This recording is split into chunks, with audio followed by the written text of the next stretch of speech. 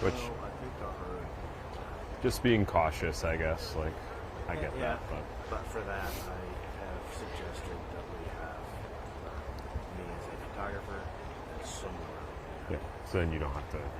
You can focus on the video. They can focus on TBD. Tom said he'll participate. But said an audio. Sure.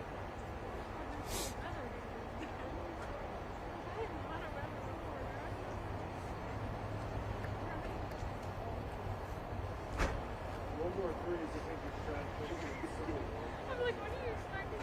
My boss was like, this is not with the whole store. Oh, she had like a trip time show?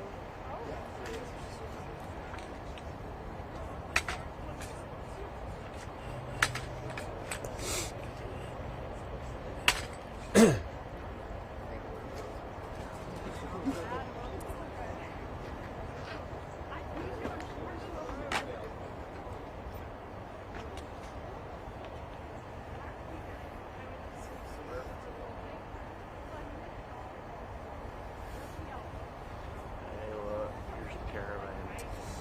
Our friend is here. President.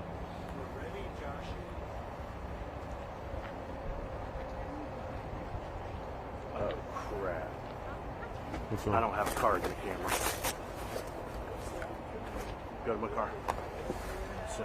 Center console. I dug it. All good. And it's by the gear shifter.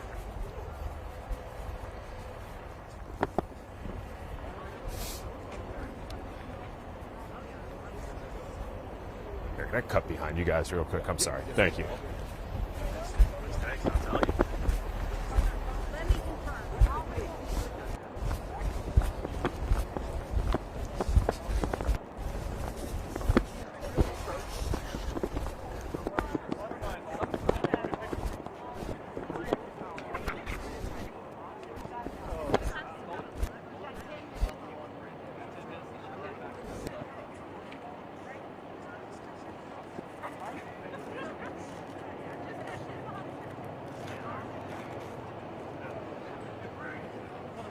Okay, we're waiting on CBS 17. They're on their way. The governor's almost here. They're going to move the salt pile. I mean, the nuts, the sand, dirt, whatever. So we don't want it in the shop. The governor does not want it in the shop. Thank you. Don't. And I'm just yeah. So it's not in your shop right now. It's a good article. Oh. Yeah. I believe. Yeah, classic, right?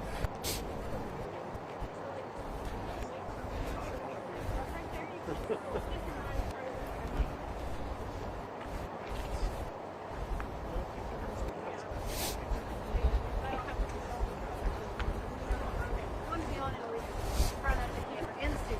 I'll try to stay out of the camera. Okay.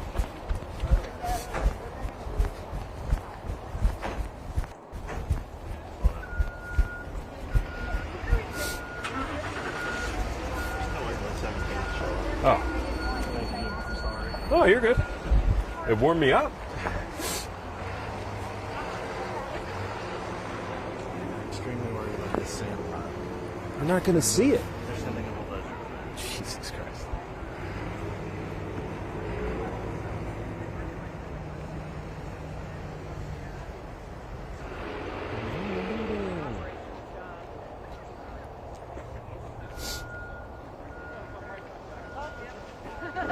I know that beat this.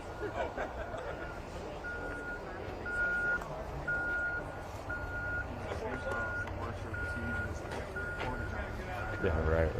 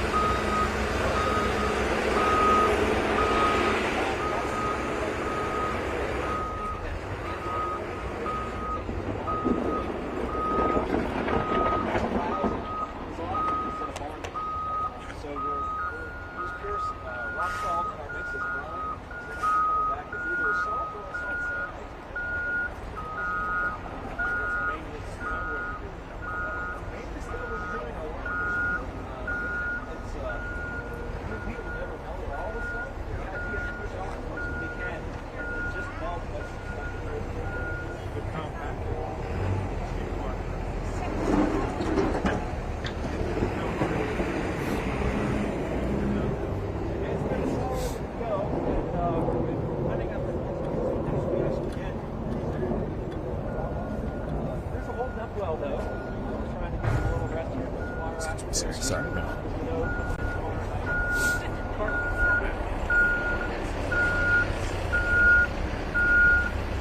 At least they're rolling back there. Worst case scenario. It's not ideal, but No, it's not ideal at all.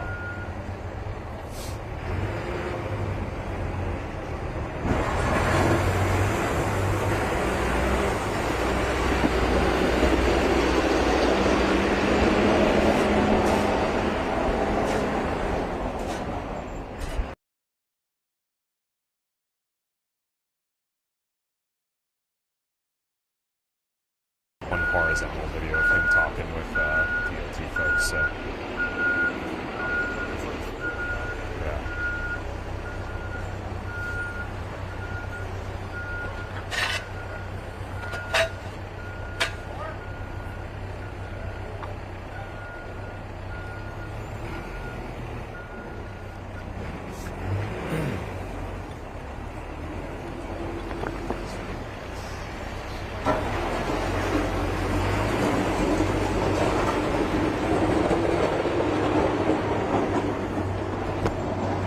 Hey Sean, if Sean asks a question, he's going to be on channel 2, but the main audio on channel 1.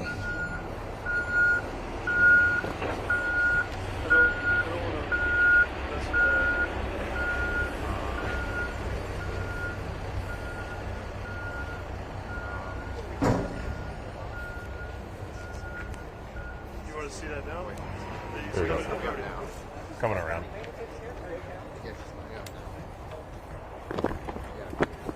Oh, I'm sorry.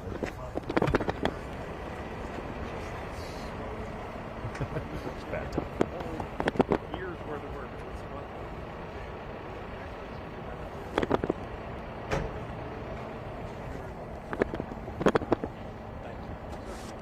You want to take us around some of your shack? Sean.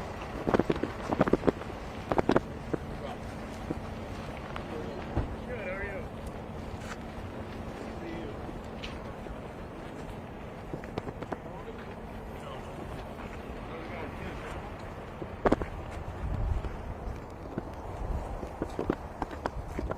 Thank you. We've had it all day. Yeah, I got 4 boys. Yeah. They are 7. Yeah. Yes. She thinks I'm on vacation compared to what she's going through. Yeah, that's right. Okay. Yep. Thanks for all you're doing. Yeah, absolutely. You got it. Yeah. How about you? How's it going in your house? Oh, it's fine. Yes, wonderful. Got I got 4 kids as well. Oh, yeah. Wife holding things down. We're up here. It's a team. It's a team effort. Yes, sir. How many hours did you work last week? I think 101, I believe. He's 101. 101. Thank you. Yeah, you got it. Thank you. Well, we're in for another one. So rest up in the next 24 hours because we're going to need you Friday night. We'll be ready. Yeah. We'll be here. You got it. Thank you, guys. You got it. Nice meeting you. Thank you. Appreciate you guys very much. Thank you. Yeah, thank you. Good. Let's take a second. Yeah, I'll let you see how the buying works. Yes, sir.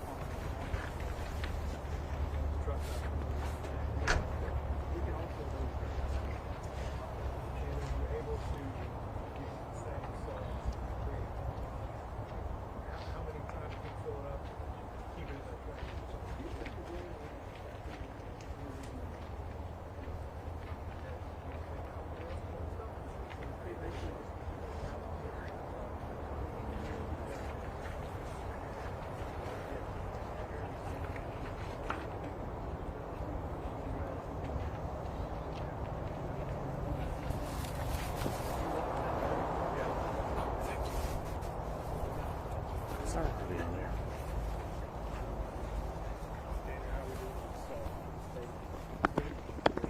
We've got 104,000 tons of salt now on hand. Okay. 180 is our max.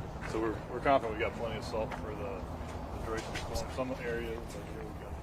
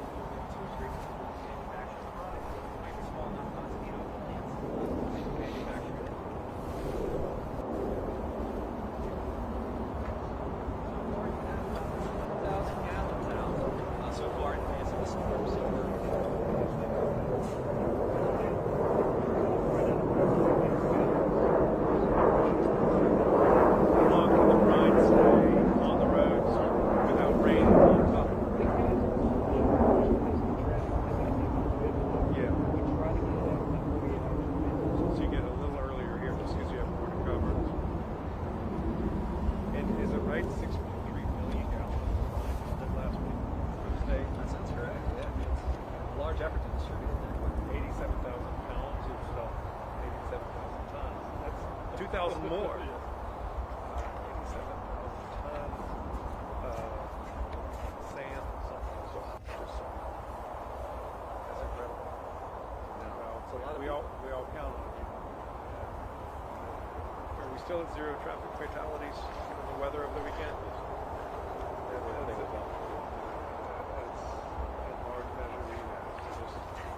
A lot of people who aren't living in sadness.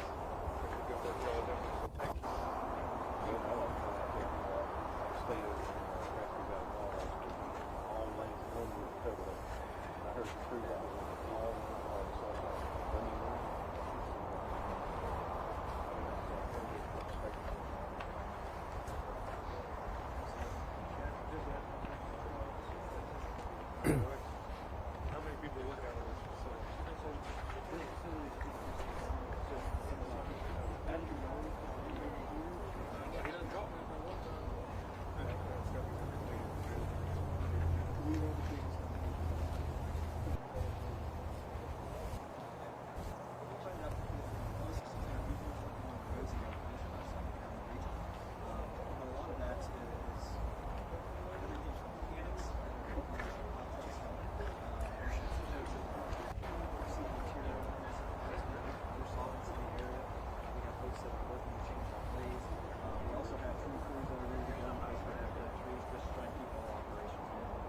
A big team, as well as a tremendous contractor presence that are helping keeping everything open. They've helped us put all the brine down that we've been able to get down so far. It's really, in the last few years, we've really upped what we can do in advance. The contractors, force multiplier 2, If you want, I don't know how much all these do. Right now in our plowing operations, we're about 1 to 1. It's going to be like this if it's But the difference is that the contractors bring us 2 operators per their truck so that they can operate every 12 hours, whereas at some point we have to step back and take a break. We watch the weather at the right time. Absolutely. Nice. Anything else we should be thinking about? We never geared down, so we're just remaining in gear. Same with you guys. Let's do it all over again. Good. Where's Kate? Should you want to do a briefing? Yeah, so if folks just want to head back over to where you were set up before, and I'm going to say a few words.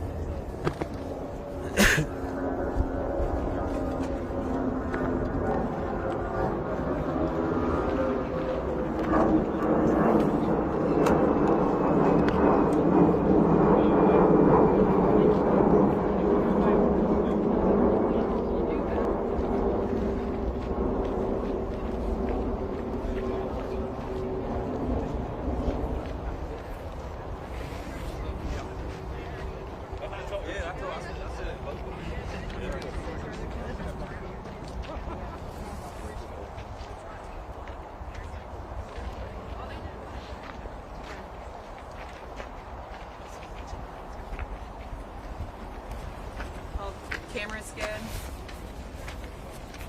All right. Good afternoon. I'm here at a brine facility for the North Carolina Department of Transportation. These guys have been working for about a week and a half, almost nonstop. I just talked to a couple of the crew, 91 hours, 101 hours in the last week, and they are ready to go again because we're going to have weather this weekend. We'll have a fuller briefing tomorrow on the weather, but it looks like it's going to be snow, not ice this time. That's a good thing, but it's still going to have real impacts on our lives. So if you can stay home Friday night and bundle up, we recommend you doing it.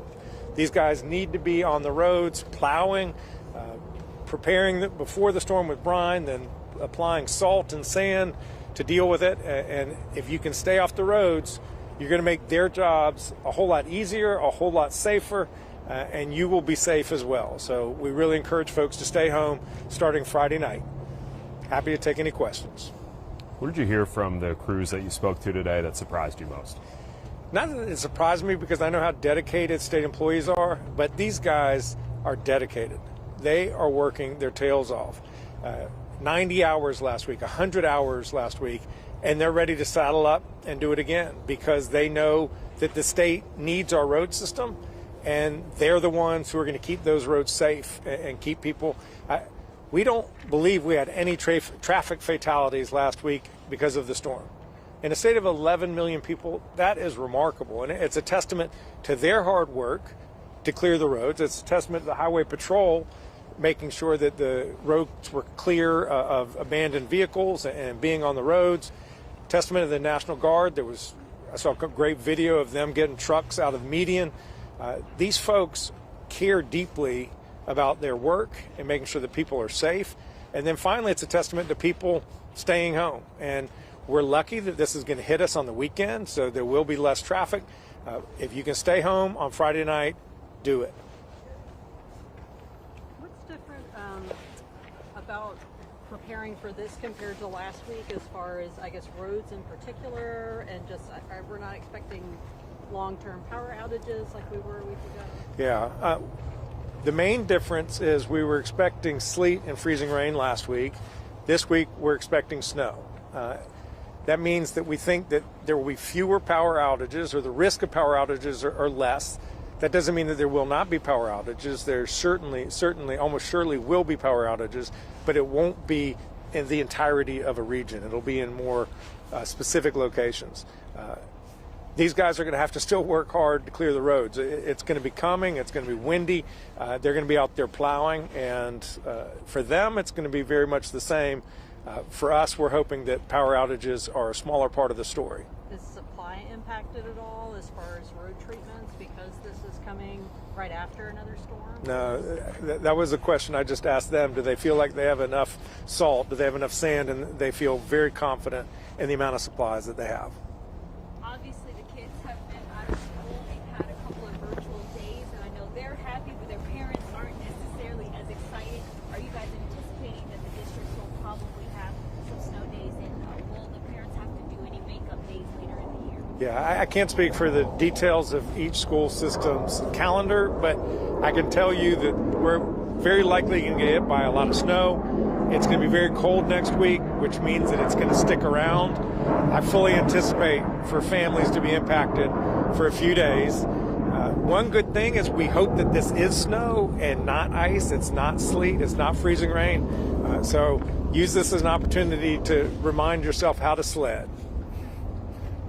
The colder temperatures, obviously, that can, if it gets any colder, it could maybe nullify the effects of the brine that we always hear about, the impacts. I mean, what strategies are you hoping to hear from the folks here today about how they're going to combat the continuous cold weather? Well, they're already applying brine today. They like to do it within 48 hours of the expected storm, which we think is going to be hitting Friday night. So they're going to be working really hard tomorrow. So to the extent folks don't need to drive tomorrow, don't drive tomorrow, so that these guys can do the prep work that they need to do. They're going to be immediately ready to bring their plows out come Friday night into Saturday.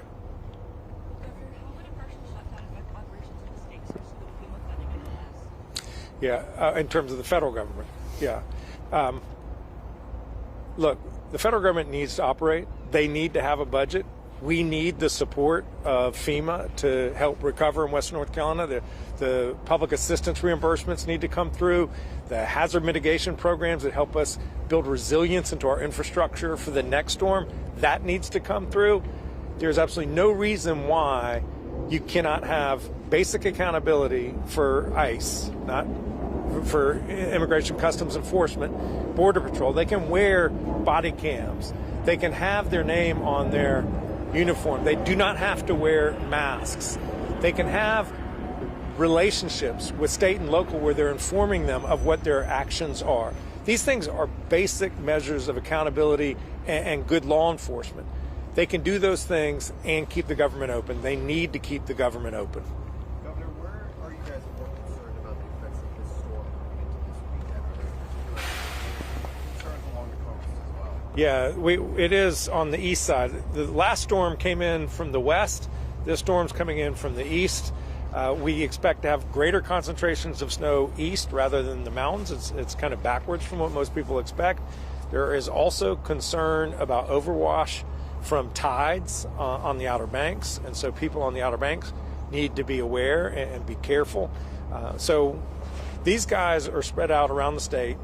They know how to handle these kind of storms, and they're ready to help the people of North Carolina get through this. Are you anticipating declaring another state of emergency going into this storm? Yes, in fact, right now I've just declared a state of emergency for this storm, separate from the one that we had last week. It helps us to mobilize our state emergency management team. It also helps prepare us in case we need federal assistance from FEMA down the road to have declared an emergency for this storm.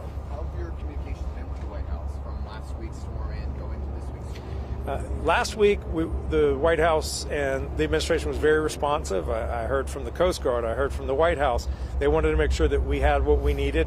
I asked the president for a declaration of a storm declaration, and they granted it within a day. Very responsive. So I was pleased with that, and we hope that whatever needs we have of the federal government with this storm, they're equally as responsive. One of the other questions you were asking down there in front of Brian was about the capabilities for the state to allocate resources kind of locally as well. That was some of the concerns we heard from people out and about over the weekend. Just a lot of the major highways, NCDOT did a great job clearing, but a lot of the local side roads that people were in front of their homes, they were still covered Sunday going into Monday. What message do you have to North Carolinians that they can safely get out and about after the storm on their local roads in their towns and cities across the state? Well, these guys have to prioritize the interstates first, and then the major state roads second, and then they can get into the secondary roads later. And we wish after a big storm that it could be within 24 hours. That's just not the way the world works. So we ask people to be patient, to understand that it's better to not be on the roads if you possibly cannot be. If you have to be on the roads, give a lot of distance to the car in front of you. Go slower. We want people to be safe. We want them to get through, and we want them to get back to their normal life as quickly as they possibly can, but we have to be reasonable as well. Do you anticipate requesting another federal emergency declaration? We would have to request a separate federal emergency declaration for this storm. We don't know yet if we're going to need to do that. Did you use it for this past one? At this point, we're considering whether we need to expand it to cover more expenses that were incurred. So we got the declaration. That does not mean that we're going to get the funding request that we need. We will be looking at that in the coming days. What are the gaps? In what sense? So you said you need to expand it to look at some other expenses. Yeah. Will, why don't you come forward and explain what you were telling me earlier? Yes, sir. So the declaration that we received last week for that event was in the federal terms it was not a major disaster declaration. It was an emergency declaration. And what that did, based on the governor's request, was give us access to federal resources if we would need them for that event. What the governor mentioned is we are going to look at, like some of the other states that were impacted by that significant ice event have done recently, do we need to take a look at an expansion of that request to potentially be able to support state and local governments that expended a significant amount of cost in the response phase? I think we're going to take a look at that over the next couple of days, and again, may have some movement there. I think we're going to continue to evaluate what may be needed for this particular event, and certainly make the appropriate recommendations up on any steps that could be taken. Final question. What role does the National Guard play in supporting the efforts of all these local entities? They deploy all across the state to be responsive to whatever the needs are. For instance, there were some trucks that ran off the highway last week, and they brought their huge military trucks out to help pull them out. General Hunt, why don't you come forward and talk about the role of the National Guard? Yes, sir. Thank you for the question. First, I want to thank the National Guardsmen who are out there, who've left their homes of warmth and safety to support the citizens of North Carolina. But our main focus and our main mission is the protection of life and property of the citizens of North Carolina. And we do that with working with the Department of Transportation and the North Carolina Highway Patrol as a team. And we'll go as a group, and like the governor said, we pulled out multiple vehicles last week in the mountains that have very difficult terrain. We pulled vehicles out, trucks out, commercial vehicles with our equipment. So that's our major role, is partnering with our other two agencies here. Thank you. I had a question. I'm sorry? Oh, yes, sir. It's a statewide event last week, so we're just shuffling some resources around to the middle part of the state and the eastern part of the state right now as we talk. I have a question for DOT. Once the storm actually gets here, how are the plows deployed out there? Will they be out while the snow is falling, or do you wait until the event is over for them to get out and clear the snow?